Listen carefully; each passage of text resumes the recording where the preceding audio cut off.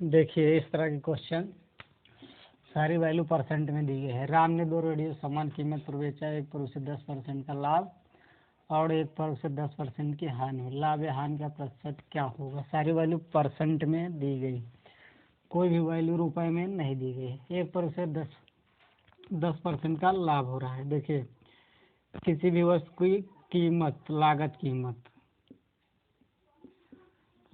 कीमत या बोले तो क्रय मूल्य कितना होता है? 100%। कितना होता है? 100%। एक पर उसे 10% का लाभ हो रहा है तो कितना हो जाएगा? 100% कीमत है तो 10% लाभ हो रहा है तो 110।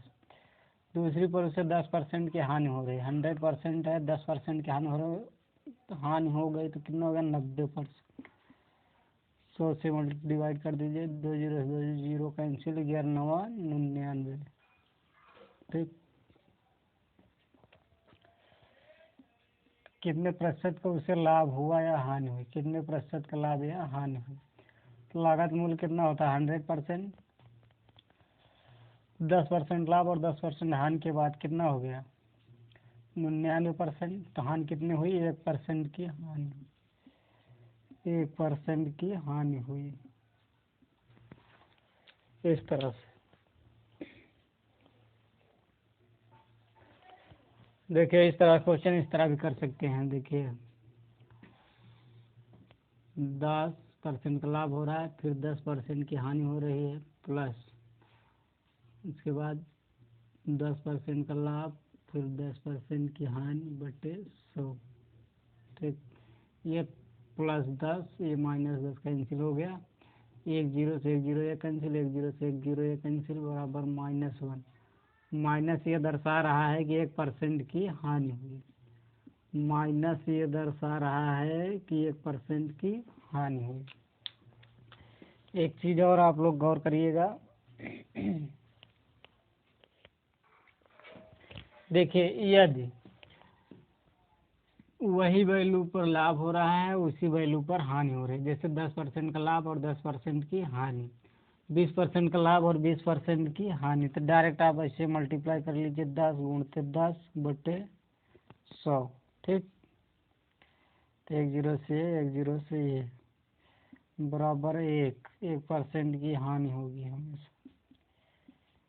देखिए यदि उतनी ही परसेंट पे लाभ हो रहा है, उतने ही परसेंट पे हानि हो रही है, तो ऐसे डायरेक्ट मल्टीप्लाई कर लीजिए और जितना आएगा उतने परसेंट की हानि होगी, उतने परसेंट की हानि होगी। ये तो रहा इस सवाल का आंसर। देखिए जैसे यदि अगर कहे तो 20% का लाभ हो रहा है और 20% की हानि हो रही है, ठीक, तो 4% की हानि होगी। यदि सेम वैल्यू दी रहे तो हमेशा हानि ही होगी। सेम वैल्यू पर लाभ, सेम वैल्यू पर हानि, तो हमेशा हानि ही होगी। इस तरह से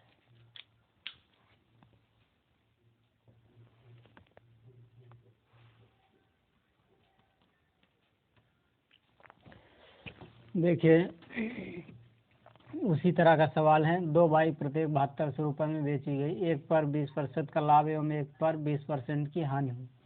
लाभ या हानि प्रतिशत क्या होगा? ये देखिए, ये वैल्यू जो रुपए में दी गई है, इस वैल्यू से आपको मतलब नहीं है। एक पर 20% का लाभ एवं एक पर 20% की हानि हुई। देखिए हमने बताया था, आप इसको डायरेक्ट भी कर सकते हैं। किस तरह से? 20% का लाभ और 20% की हानि, 1 0 से 1 0 कैंसिल, 1 0 से 1 0 कैंसिल, बराबर ये जो आएगा ये हानि में आएगा, ये जो वैल्यू आएगी ये हानि बताएगी, 4% की हानि हुई।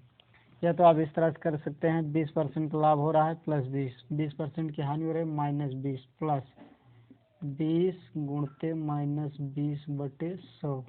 ठीक, ये +20 से -20 कैंसिल हो गया, 1 0 से 1 0 कैंसिल, 1 0 से 1 0 कैंसिल, बराबर -4। ये माइनस क्या दर्शा रहा है? हानि हुई है, 4% की हानि हुई है। ठीक, इस तरह से या तो आप इस तरह से कर सकते हैं, या तो आप इस तरह से कर सकते हैं, या तो आप इस तरह से कर सकते हैं। देखिए 20% का लाभ हो रहा है, कोई भी वैल्यू की लागत कीमत कितनी होती है? 100%। 20% का लाभ होगा तो कितनी हो जाएगी? 120%। 120 देखिए एक पर क्या 20% का लाभ हो रहा है, दूसरी पर 20% की हानि हो रही है। लागत वैल्यू या क्रय मूल्य कितना होता है 100%, 20% की हानि हुई तो कितना बचा 80%। ठीक, एक जीरो से एक जीरो कैंसिल, एक जीरो से एक से जीरो कैंसिल, 12 96, 96%, 96% ये विक्रय मूल्य आ गया। लागत वैल्यू कितनी होती है 100%। लाभ हुआ या हानि, 96 रुपये में बेचे, 100 रुपये में खरीदे थे तो 4% की हानि हुई। ये हो गया third method. First method, second method, जो आपको अच्छा लगे वो आप यूज करिए। ठीक।